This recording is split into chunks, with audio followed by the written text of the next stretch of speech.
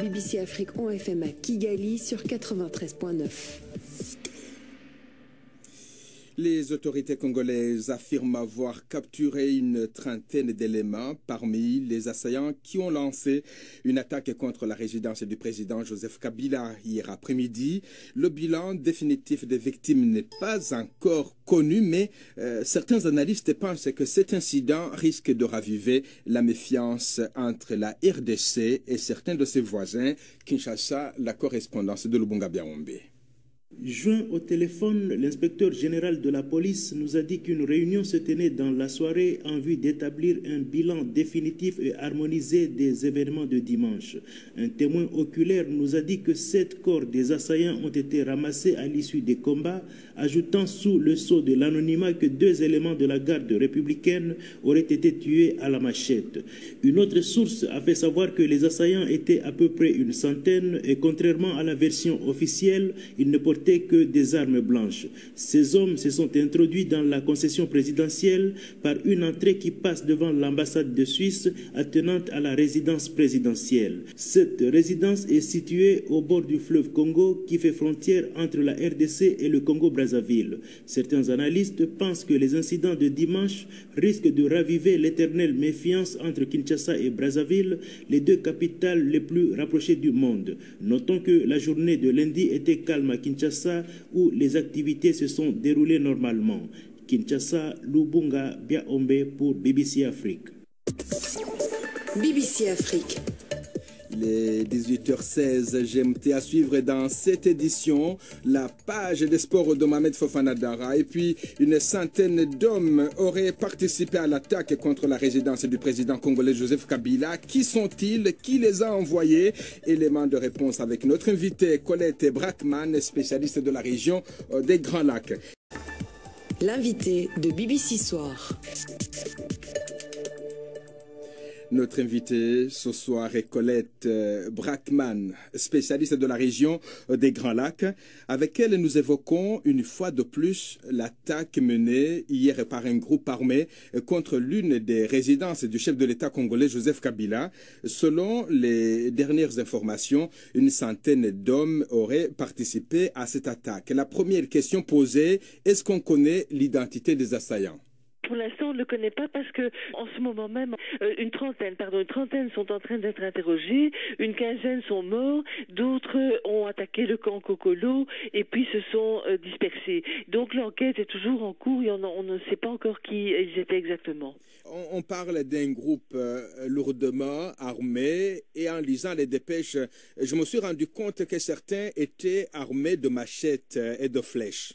Oui, c'est ça qui est le côté surprenant d'après des témoins avec lesquels je me suis entretenue. Donc ces hommes se sont dirigés vers la résidence du chef de l'État et à la première barrière tenue par la garde républicaine, ils ont été arrêtés et tout à coup des machettes et des flèches sont apparues. Et certains se demandent s'ils n'étaient pas drogués et convaincus de leur invulnérabilité, ce qui est assez étrange. Et ce n'est qu'après qu'un autre groupe est arrivé depuis le fleuve et alors a engagé les combats à l'arme lourde.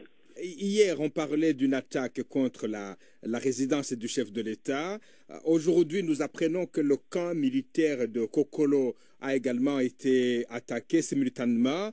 Décidément, ils étaient déterminés à arriver au bout de leur besogne. Oui, tout à fait. Hier, on avait l'impression que c'était, d'après les déclarations du début, que c'était un petit groupe de 15-20 personnes et qui avait été neutralisé tout de suite.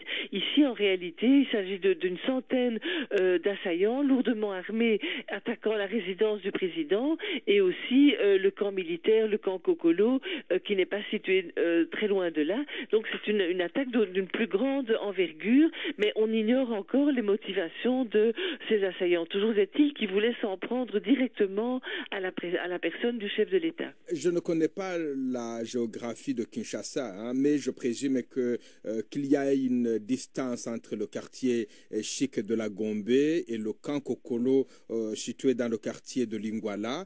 Comment expliquer justement cette attaque simultanée sur les deux lieux précisément?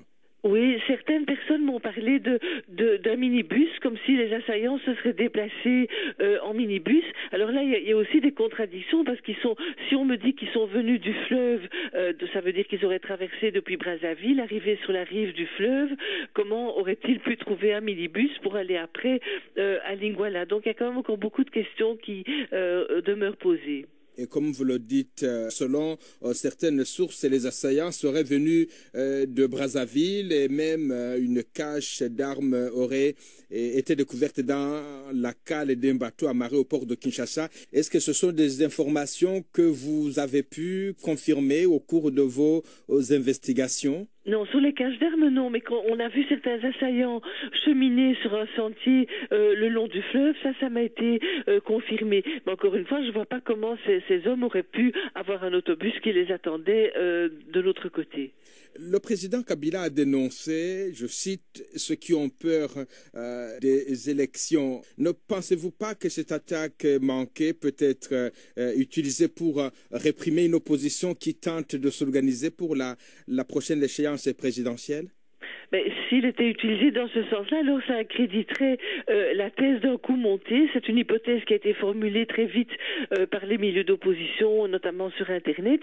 Mais je pense qu'aujourd'hui, vu l'ampleur de ce déploiement d'une centaine d'hommes, le nombre de morts, etc., ça me paraît tout de même assez important pour être un coup monté. Ça me paraît douteux. Donc je crois qu'il y a eu une vraie attaque, même si on ne connaît pas encore les tenants et les aboutissants. Alors la répression à l'égard de l'opposition, pas nécessairement, parce que si l'opposition est démocratique, la seule chose que certains craignent, c'est que des membres de l'opposition soient désignés comme, entre guillemets, les auteurs intellectuels de cette attaque, les commanditaires. Mais ça reste tout à fait hypothétique. Mais d'autres sources aussi pointent du doigt des puissances étrangères, mais sans les citer.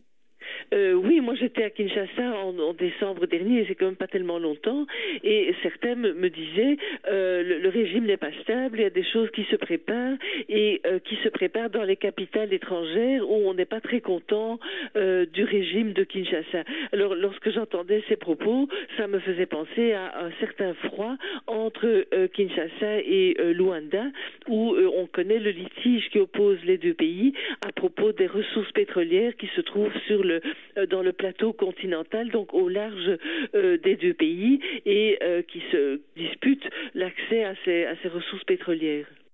Colette Brackman, l'invitée de BBC.